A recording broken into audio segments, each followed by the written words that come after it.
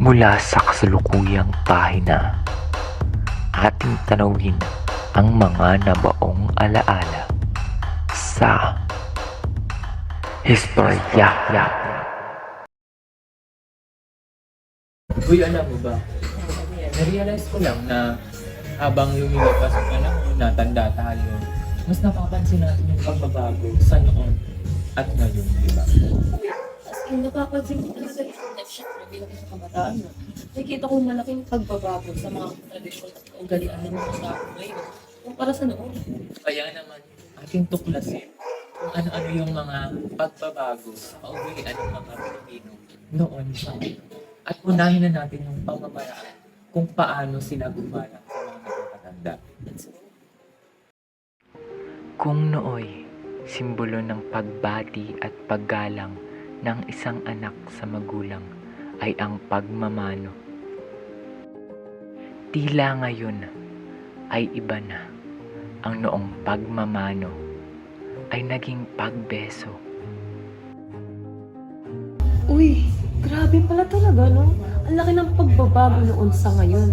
Like, yung paggamit ng po at opo, bibihira na gamitin ngayon. Pati rin yung mga pagmano sa mga Oo. nakakatanda yung mga kabataan. Talagang kitang-kita mo na ilan na lang talaga yung mga namano sa panahon ngayon kumpara sa panahon natin. As in, nakakalungkot talaga. Tapos, alam ba, may isa pang kaugalian na hindi na masyado nagagawa ngayon. Ano?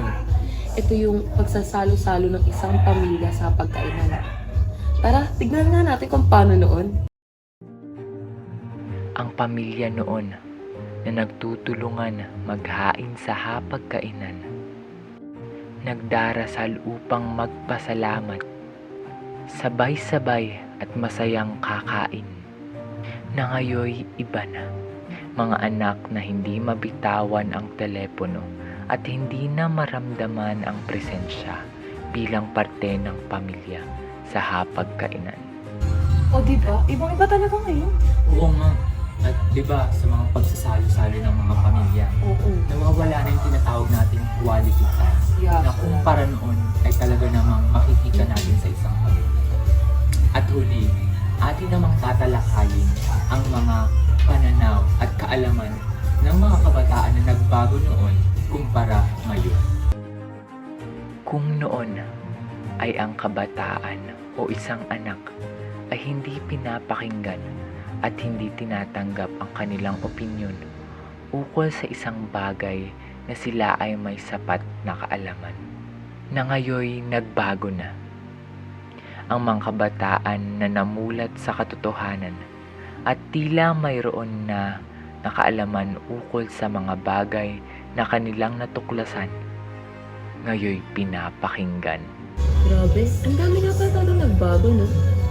Pero kung isipin, hindi naman lahat ng pagbabago ay hindi maganda. Katulad na lang ng kaalaman ng mga kabataan ngayon, nakakatulong sila upang makatuklas ng iba't ibang kaalaman. Ika nga nila kasi ay curious daw ang kabataan. Kumbaga, nagwa-wonder sila or naghahanap sila ng kasagutan o katotohanan sa isang bagay, di ba? At dahil nga doon, natutuklasan nila ang katotohanan ng isang bagay sa pamamagitan lamang ng kanilang sariling pagkakaunawa. Tumpak. Pero, sandali lang.